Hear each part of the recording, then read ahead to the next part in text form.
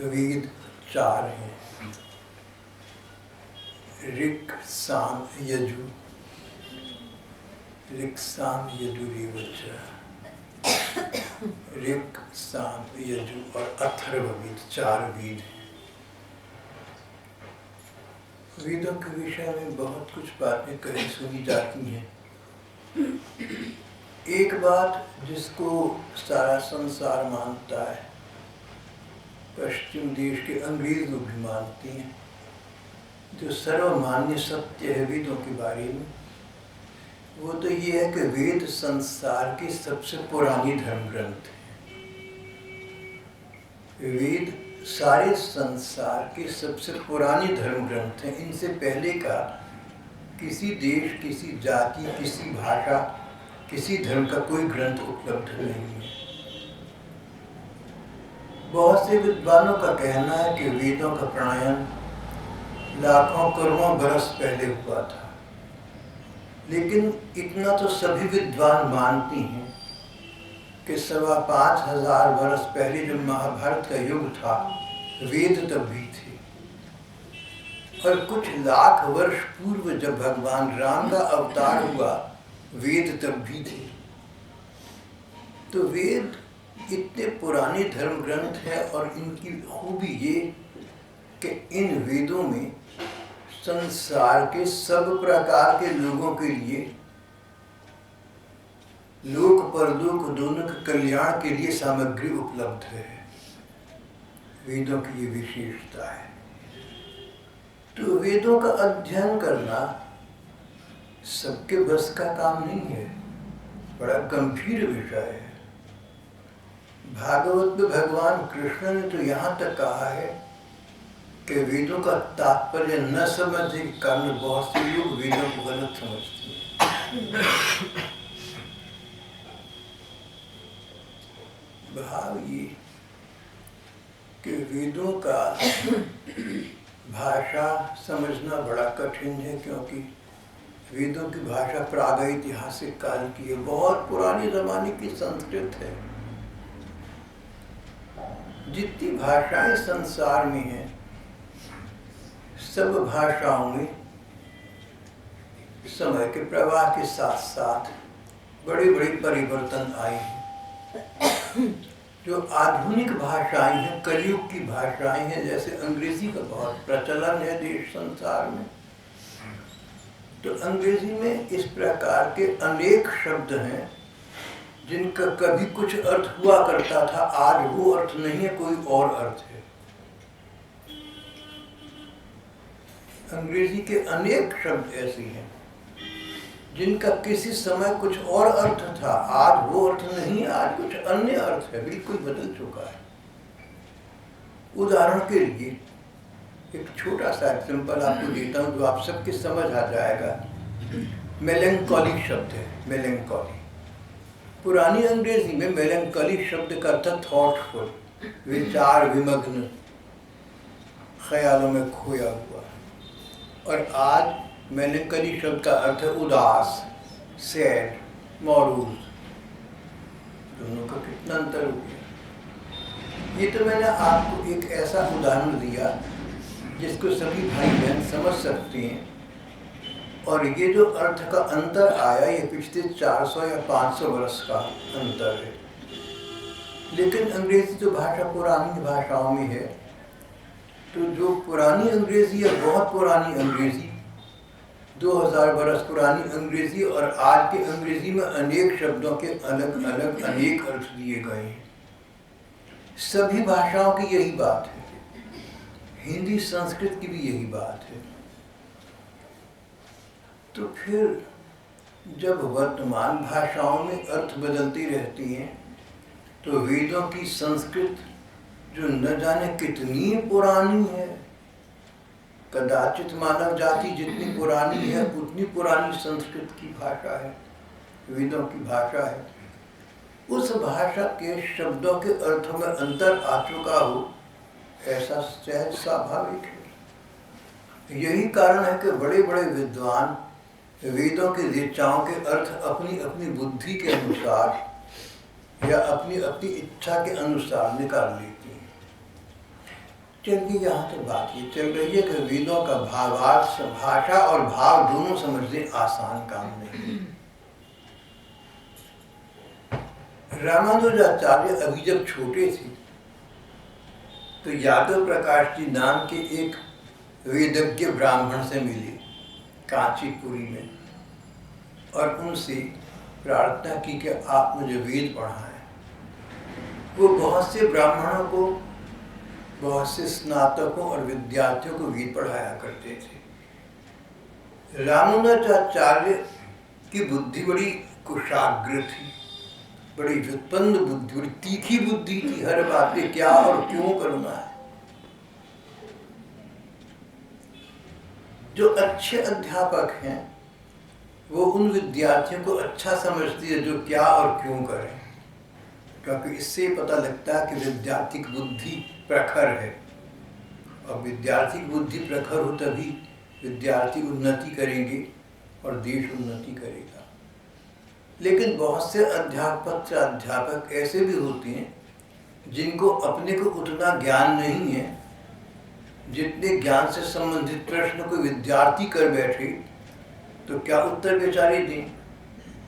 तो कुछ बात बनानी पड़ती है, कई नाराज हो जाते हैं, कई चिढ़ जाती हैं, अलग अलग प्रकार के लोग हैं। यादव प्रकाश वेदज्ञ ब्राह्मण थे, वेदों का अध्ययन कराने के लिए सुप्रसिद्ध थे। लेकिन जब से रामानुज उनकी कक्षा के विद्यार्थी बने, ये प्रकार प्रकार के गहराई वाले प्रश्न करते और कई बार ये कहते थे, गुरुजी आपकी वेदों की व्याख्या उचित नहीं है, जो आपने वेदों का भावार्थ बताया सो ठीक नहीं है। यादव प्रकाश कहते फिर ठीक क्या है, तो ये ठीक अर्थ बताते। यादव प्रकाश जी मन में जान जाते थे कि लड़का ठीक कह रहा है, लेकिन अपने को अपमानित प्रतीत करते थे। धीरे धीरे यादव प्रकाश का इनके प्रति ईर्ष्या द्वेष का भाव बढ़ता गया। आश्चर्य होता है कि इतने पुराने जमाने की बात है, तब भी अध्यापकों में अपने विद्यार्थियों के प्रतिकूल ईर्ष्या हो सकती थी। आज हो जाए तो कौन से आश्चर्य की बात है।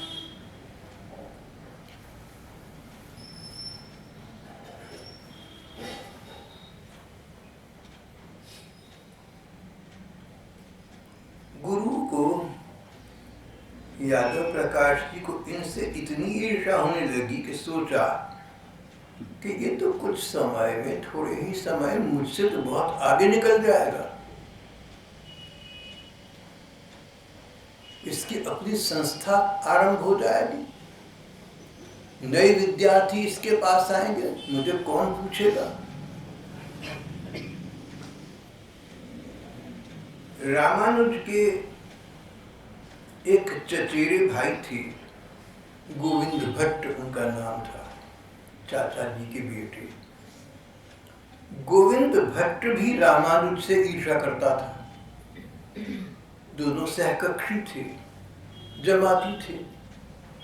तो ये ईर्ष्या इस प्रकार की थी कि ये लड़का, मेरे ताऊ जी का बेटा, मुझसे आगे निकल गया, जो विद्यार्थियों में कभी कभी हो जाती है। रामानुज के भाई गोविंद भट्ट से मिलकर यादव प्रकाश जी ने एक षड्यंत्र रचा।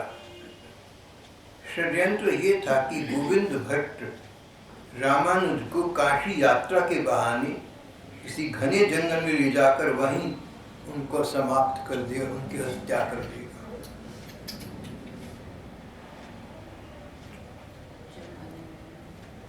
उस समय भी देखिए कैसी कैसी बातें हुआ करती थी। गोविंद भट्ट अपने ताऊ जी के बेटे रामानुज को काशी यात्रा के बहाने बहुत दूर एक घने जंगल में ले गया, और जब उसको बातचीत करते करते उसकी हत्या करने वाला था, अचानक, भगवान का विधान देखिए, एक व्याध और उसकी पत्नी उस समय यहाँ अचानक आ गए। बोले भाई तुम लोग कहाँ से आए हो, हम तुम्हारी क्या सेवा कर रहे थे। तो यार पशु मारने वाले, लेकिन सोचा अतिथि हैं हमारे। तो बोले आप लोग कैसे, चलिए हमारी घर। भाव ये कि सारी स्थिति बदल गई और हत्या का षड्यंत्र विफल हो गया। यादव प्रकाश को बड़ा बुरा लगा, इतना मेहनत, इतनी योजना बनाई, इतना षड्यंत्र बनाया, सब असफल हो गया। सोचा चलो आगे समय आएगा, बुराई करने के लिए व्यक्ति कटिबद्ध हो जाए तो बुराई करने के मौके बड़ी जल्दी जल्दी आ जाया करते हैं।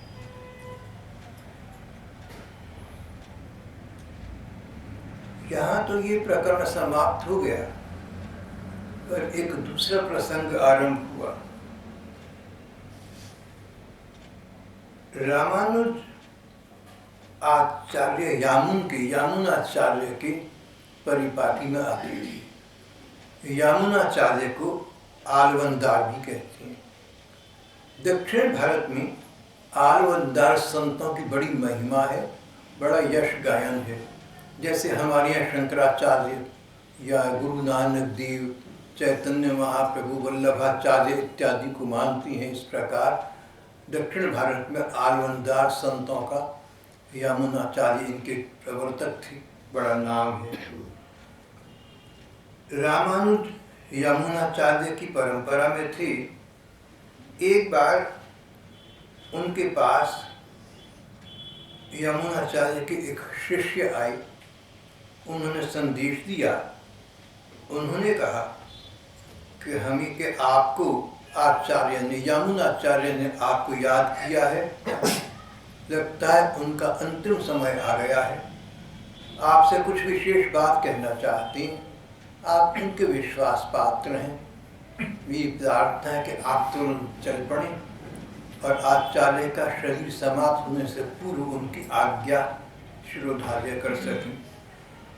रामानुज तुरंत श्रीरंगम पहुँचे, पर वहाँ जाकर पता लगा कि आचार्य का शरीर अभी अभी शांत हो गया। कुछ क्षणों के अंतर में सब कुछ युग बदल जाते हैं। लम्हों ने खता की थी, सदियों ने सजा पाई। किसी कारणवश कुछ क्षण विलंबित हो गए, लेट हो गए, सारे आगे के युग बदल गए, व्यक्ति जा चुका था। लेकिन यहाँ ऐसा फिर भी न हो सका। रामानुज ने देखा कि उनके गुरु स्वरूप यामुनाचार्य की 3 अंगुलियां टेढ़ी हैं।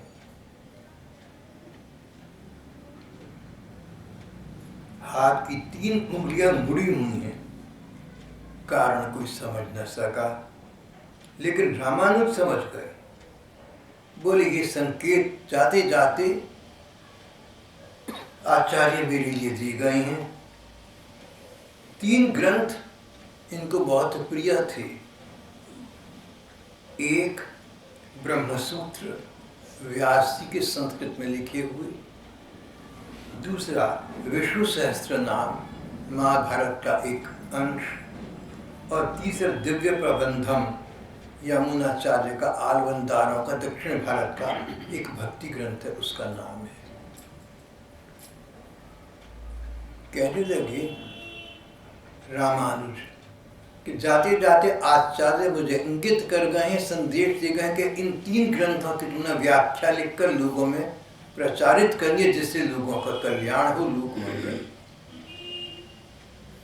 उसी समय रामानुज जहाँ यमुनाचार्य का मृतक शरीर पड़ा था उसके पास गए, उनके चरणों की ओर गए, माथा टिकाया, हाथ जोड़े, प्रणाम किया, अंतिम प्रणाम किया और उच्च स्वर में कहा, भगवान मुझे आपकी आज्ञा शिरोधार्य है। मैं 3 ग्रंथों की व्याख्या स्वयं लिखूंगा या किसी से लिखवाऊंगा और आपकी आज्ञानुसार इनका प्रचार करूंगा। रामानुज को ये कहते कहते लोगों ने देखा कि यमुनाचार्य की 3 अंगुलियां सीधी हो गई। प्रमाण मिल गया कि इन्होंने ठीक समझा था।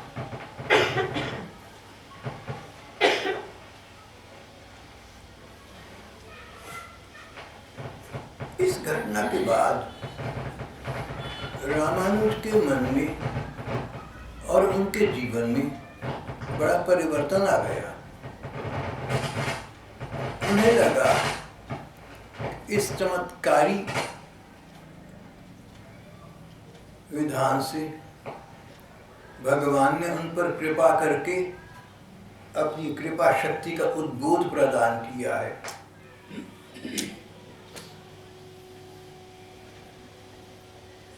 उन्होंने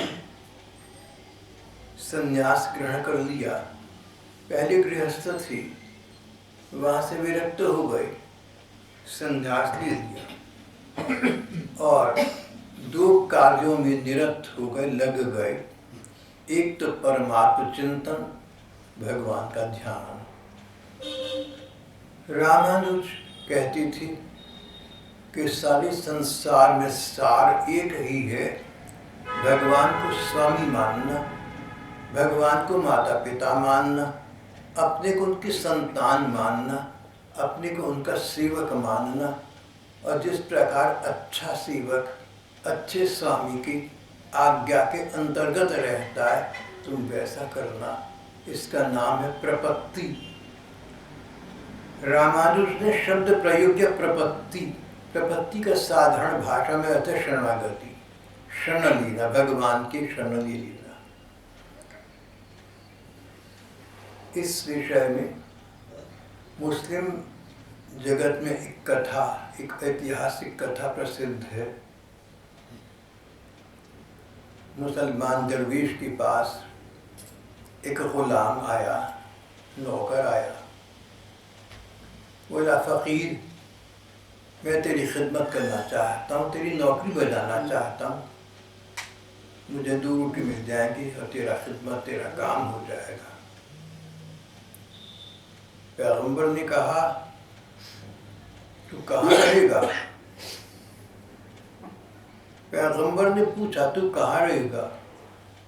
बोला, मालिक, जहाँ तेरी रजा होगी, जहाँ तू डाल देगा पड़ जाऊंगा। खाना पीना क्या खाएगा? दरवेश, जो तेरे से टुकड़ा मिल जाएगा सटक लूंगा। अच्छा, तेरे कपड़े का क्या प्रबंध है? हुजूर, जो मिल जाएगा पहन लूंगा, मेरा अपना रहा क्या जब मैं आपका गुलाम हो गया। हिंदी की भाषा बोले तो जब मैं आपका सेवक हो गया, आपका शरणागत हो गया, तो जहां आपकी जो आज्ञा होगी वहां वही करना मेरा धर्म है और कोई धर्म नहीं है। जो व्यक्ति भगवान की शरण में आ जाता है, जो ये कहते तवास्मी, ठाकुर मैं तुम्हारा हो गया, मैं तुम्हारा हूं, भगवान की शरण ग्रहण कर ली। अयोहम ममास्ति यत्किंचित् लोके परत्र च तत्सर्वं भवतु रद्य चरणेषु समर्पितम्। अयोहम ममास्ति यत्किंचित् लोके परत्र च, इस दुनिया में या दूसरी दुनिया में जो कुछ मेरा है या जैसा मैं हूँ, भगवान अपना सब कुछ, अपना सब चीज़ें इस दुनिया में या दूसरी दुनिया में जो भी हूँ, मैं आपके चरणों में अर्पण करता हूँ। वो सब आपकी हो गई। किसी के पास गाड़ी थी, उसने किसी दूसरे को बेच दी, अब अपनी चिंता खत्म, दूसरा जाने। तुम्हारे पास एक मकान था, तुमने मकान किसी को बेच दिया, अब अपना संबंध समाप्त हो गया, दूसरे की मलकियत हो गई, जो चाहे सो करे। इस प्रकार हमने अपने आप को भगवान के चरणों में बेच दिया, हमने अपने आप को भगवान के नाम पर लिख दिया, हम उनके हो गए। जैसी उनकी इच्छा हो उसमें हम प्रसन्न रहेंगे। इसका नाम, इस भावधारा का नाम शरणागति है। रामानुजाचार्य ने इसके प्रपत्ति का नाम दिया। प्रपत्ति संस्कृत का शब्द है, शरणागति।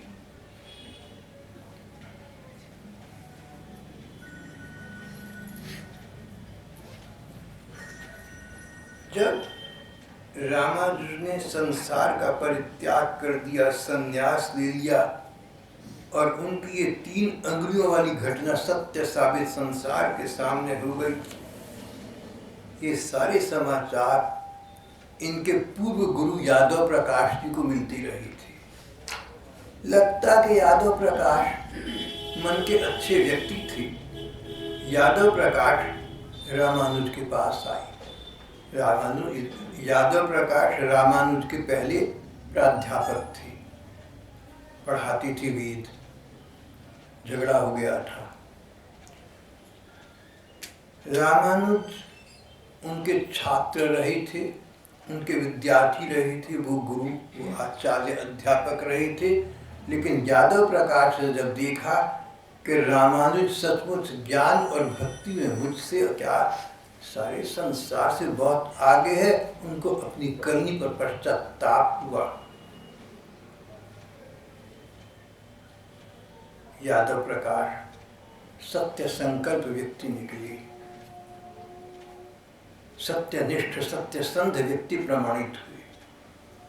वे स्वयं रामानुज के पास आए, बोले रामानुज, मैंने तेरे साथ बड़ा अन्याय किया बच्चा, उस अन्याय का पश्चाताप करने के लिए, उसका प्रायश्चित करने के लिए मैं तेरे पास आ गया। अब उल्टा हो गया, hunter is hunted and teacher is taught.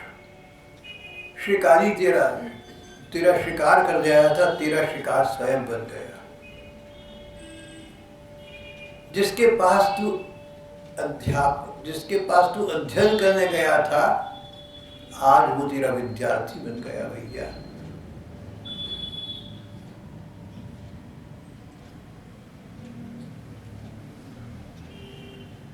इस बात से यादव प्रकाश जी की महानता का भी बोध होता है। नहीं तो सत्य तत्व का पता लगने पर चुप रहते, उपराम रहते या कुछ कुछ कहने लगते, लेकिन उन्होंने ऐसा नहीं किया। उनके अंदर आत्मा जागृत हो गई, उन्होंने सत्य को पहचाना, स्वयं रामानुज से आकर क्षमा मांगी और एक प्रकार से उनका शिष्यत्व ग्रहण कर लिया। यहाँ तक कि रामानुज की सेवा करने के लिए वे भी अपना स्थान छोड़कर रामानुज के स्थान श्रीरंगम आ गए, श्रीरंग क्षेत्र आ गए। श्रीरंग क्षेत्र दक्षिण भारत का प्रसिद्ध तीर्थ है और श्री रंगनाथ ठाकुर वहाँ के इसी प्रकार सिद्ध प्रसिद्ध हैं। जैसे कल मैंने आपसे कहा था, वृंदावन में बिहारी जी या कश्मीर में वैष्णो देवी माता या दक्षिण भारत में मीनाक्षी माता, मीनाक्षी देवी।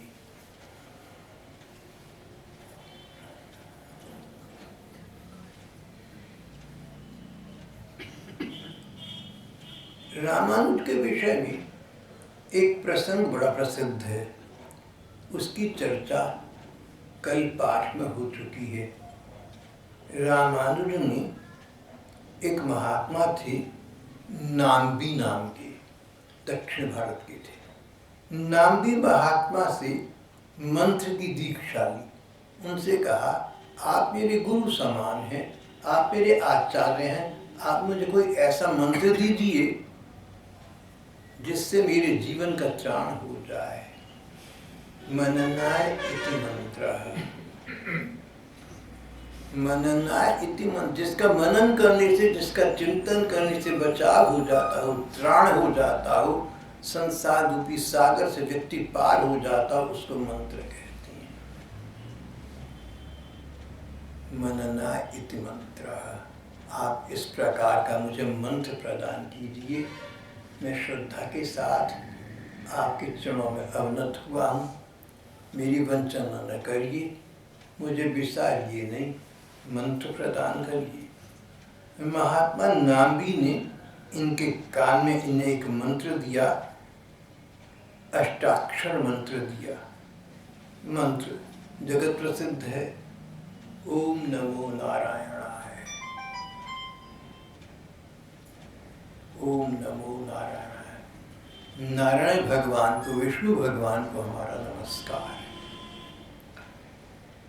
ये मंत्र जगत प्रसिद्ध है, सभी जानते हैं लगभग, लेकिन अगर कोई गुरु ये मंत्र किसी शिष्य के कान में दी तो ये गुरु मंत्र फिर अनुप्राणित हो जाता है, चार्ज हो जाता है। जैसे कोई बैटरी का सेल पड़ा हो और बेकार पड़ा हो, कुछ काम न कर रहा हो, लेकिन चार्जर ठीक प्रकार का मिल जाए।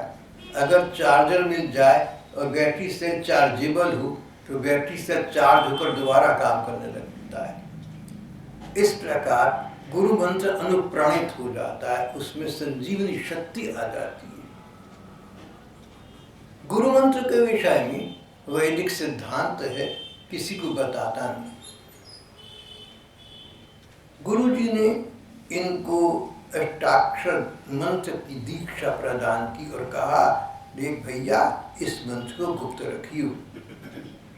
रामानुज ने उन्हें प्रणाम किया और कुछ दूरी पर एक टीले पर, एक मंदिर के टीले पर जाकर खड़े होकर लोगों को एकत्रित होकर सबको मंत्र सुना दिया। सबसे कह दिया, भैया ओम नमो नारायणाय, ओम नमो नारायण, ओम नमो नारायणाय, तुम्हारा कल्याण हो गया, तुमने भगवान का नाम सुना। गुरु जी को पता लगा, बड़े क्रुद्ध हुए, बोले तुम्हें इस अपराध के बदले नरक भोगना होगा। रामानुज चरण स्पर्श की कहा, भगवान यदि इस महामंत्र का उच्चारण करके हजारों लोग नरक की तकलीफ से बच सकते हैं तो मुझे नरक का कष्ट भोगने में सुख मिलेगा।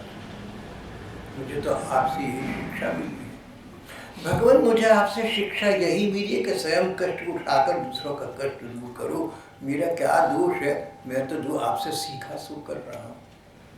गुरुदेव इनकी विनम्रता देखकर और लोक मंगल की इनकी ये अनल देखकर बड़े प्रभावित हुए, बड़े प्रसन्न हुए।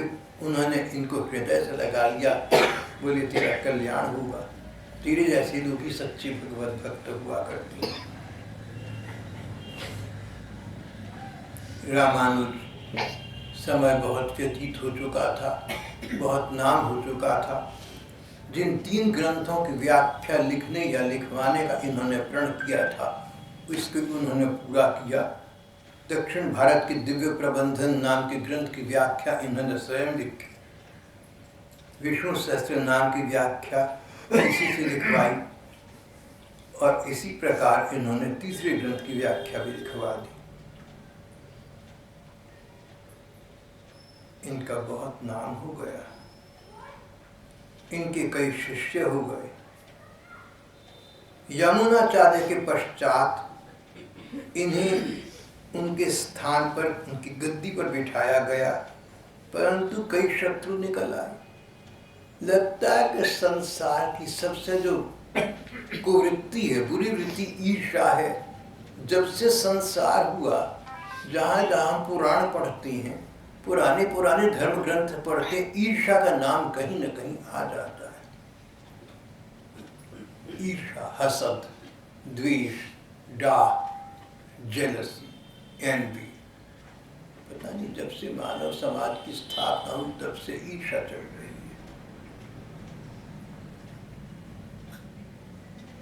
इनके कई शत्रु हो गए। उन्होंने कई बार इन्हें मरवा डालने की चेष्टा की, पर मारने वाली से बचाने वाला बड़ा होता है। स्वयं लक्ष्यते सर्वात्मा तस्य हंता न कोपि च। भगवान जिसकी रक्षा करना चाहें उसको कौन मार सकता है। ब्रह्म वैवर्त पुराण की ये उक्ति आज भी हम नित्य प्रति के जीवन में देखते हैं। स्वयं लक्ष्यते सर्वात्मा तस्य हंता न कोपि च। ब्रह्म वैवर्त पुराण तो हजारों बरस पुराना हो गया, लेकिन 2000 बरस पहले न्यू टेस्टामेंट में, बाइबल में महात्मा ईसा ने यही बात कही थी। If God be with you, who can be against? If God be with you, who can be against?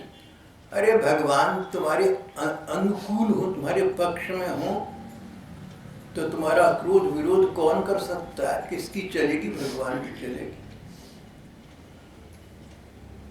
हर स्थान पर रामानुज बचते गए। एक बार एक शत्रु ने इन्हें, सन्यासी थे, भिक्षा पर रहते थे, भिक्षा में विष मिला हुआ भोजन दे दिया। एक स्त्री को ये बात पता थी, देखिए वो इनके पास आई, उसने सावधान कर दिया, ये इसमें विष मत खाना। इनकी जान फिर बची। इन्होंने 3 ग्रंथों पर जो व्याख्या लिखी थी, उनमें से एक ब्रह्मसूत्र था। ब्रह्मसूत्र की इन्होंने व्याख्या लिखी, भाष्य लिखा, बहुत सुंदर लिखा। ब्रह्मसूत्र व्यास जी की संस्कृत की रचना का नाम है। अथातो ब्रह्म जिज्ञासा, यहाँ से आरंभ होता है। अथातो ब्रह्म जिज्ञासा। अब हम ब्रह्म के विषय में, पार ब्रह्म परमात्मा के विषय में कुछ कहेंगे।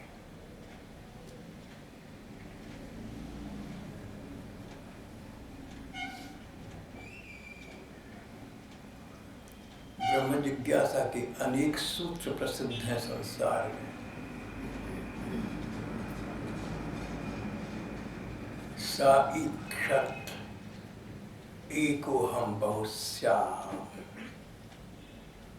स ईक्षत एको हम बहुश्याम। उसने देखा, उस परम तत्व परमात्मा ने देखा कि मैं अकेला हूँ। अनेक रूप धारण करने की उसकी इच्छा उत्पन्न हो गई। स ईक्षत एको हम बहुश्याम। तभी तो सृष्टि का संचार हुआ।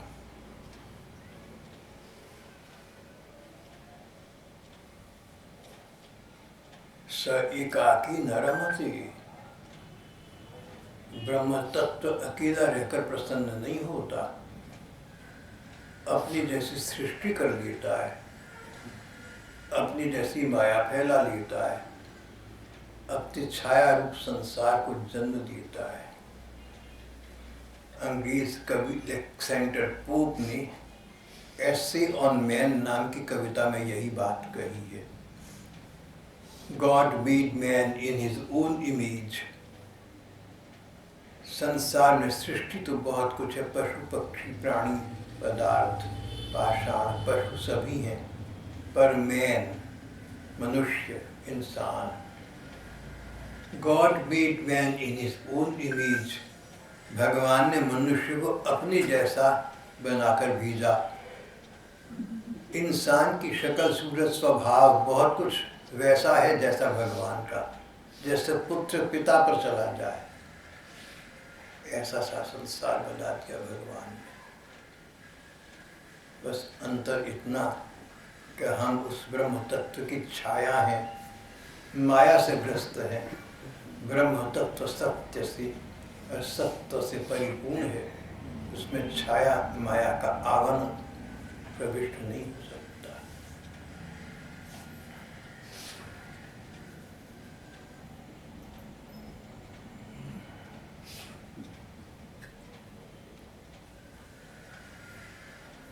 आचार्य रामानुज ने सारे देश में भ्रमण किया, हजारों नर नारियों को भगवान की भक्ति मार्ग में लगा दिया।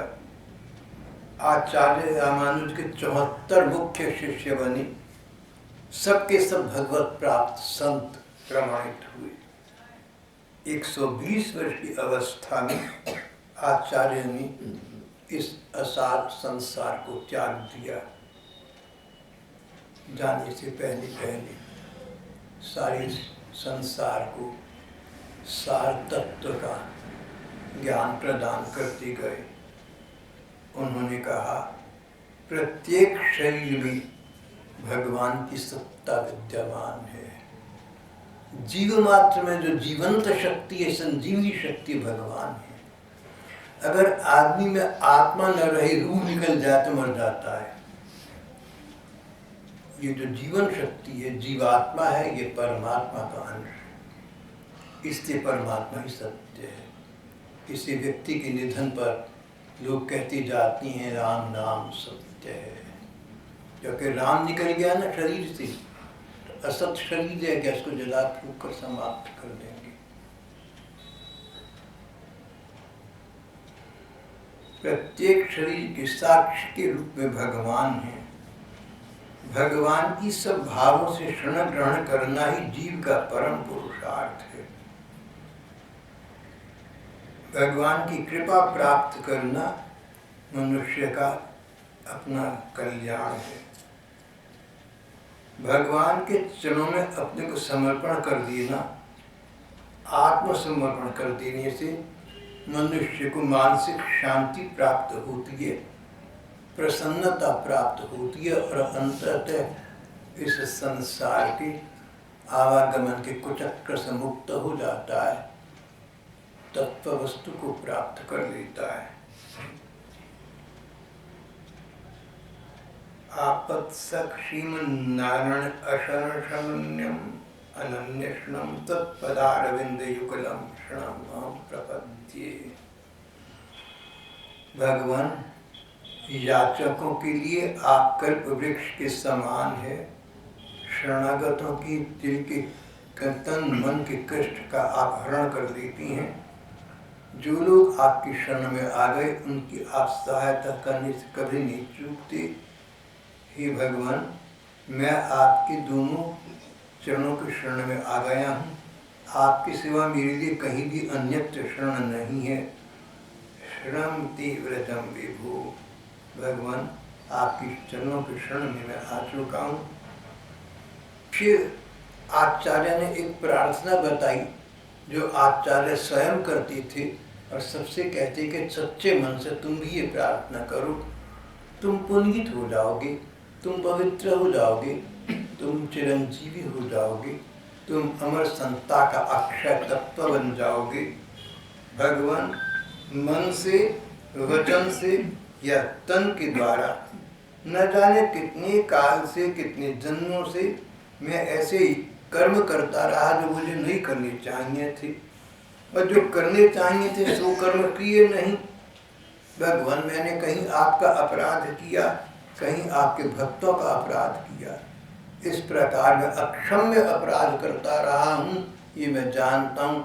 आपसे प्रार्थना करता हूँ कि भले ही ये अपराध अक्षम्य है, इनकी क्षमा नहीं मिला करती, पर अब मैं आपकी शरण में आ गया हूँ। इसलिए आप मेरे जानकर किए गए या अनजाने किए गए पिछले जन्मों के या इस जन्म के जो भी अपराध, जो पाप हो, उनको क्षमा कर दें। बस मैं चाहता हूँ आप मुझसे प्रसन्न हो। जो पाप मैं कर चुका, जो आज कर रहा हूँ या अभी करने वाला हूँ, उन सभी पापों को आप अपने इस दास को अपना शरणागत भक्त समझकर क्षमा कर दें। मैं आपकी शरण में आ चुका, आपका दास हूँ, आपका किंकर हूँ, ऐसा विचार कर आप मान दीनम मानंदया, मुझ दीन को आप मुझ दीन का उद्धार कीजिए, मुझे अपनी शरण में लीजिए और मुझे मन की शांति और आत्मा का आनंद प्रदान करिए। भगवान, मुझे आप अपनी सेवा का सुख प्रदान करें, आप मुझे अपना सेवाधिकार प्रदान करें, आप मुझे अपना शिवानंद प्रदान करें, अपना आनंद स्वरूप सुख प्रदान करें। अकारण ही मैं आपसे प्रार्थना कर रहा हूँ। आप मेरी योग्यता अयोग्यता को न देखें, आप मेरी पात्रता अपात्रता को न देखें। आप तो अकारण कृपालु हैं, अकारण कृपा करके ही आप मुझे अपनी शरण में ले लें, आप मुझे अपना लें, मेरा बेड़ा पार हो जाएगा। मैं आपसे यही प्रार्थना करता हूँ। इस प्रकार भगवान से प्रार्थना करके भगवान को प्राप्त कर लेना, ये संदेश देकर आचार्य इस असार संसार से लगभग 120 वर्ष की आयु में संसार त्याग कर चले गए। यहाँ हमारा आज का प्रसंग समाप्त हो जाता है।